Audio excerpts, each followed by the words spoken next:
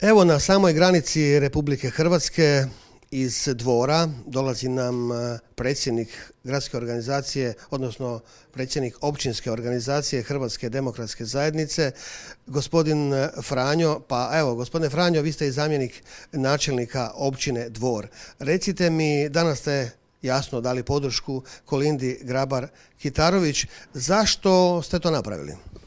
Pa ja pozdravljam sve svoje stanovnike, svoje birače i želim im sve najbolje u novoj godini, a isto ćemo to još poboljšati sa izborom naše kandidatkinje, gospođe Grabar-Kitarović, za buduću predsjednicu, jer ona i nudi bolju Hrvatsku, pa bolje i Dvoru.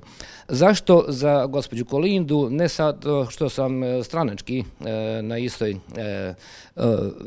pravcu, već i zato da onemogućimo dosadašnjem predsjedniku da mu Dvor predstavlja samo tranzitno područje, da je ostavljao takve tragove da je zatvarao tvrtke prošlogodišnjom posjetom.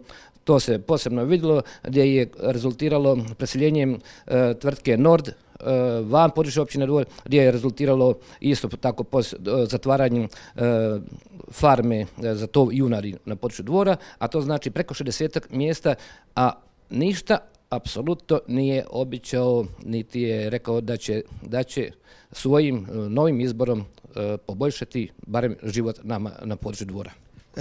Sjetimo se svih onih koji su za ovu domovinu upravo u Dvoru, kraj Dvora, dali svoje živote. Predsjednik Josipović nekoliko je puta dolazio do Dvora. Da li je zapravo bilo govora o svim herojima Domovinskog rata koji se u posljednje vrijeme sve više omalovažavaju?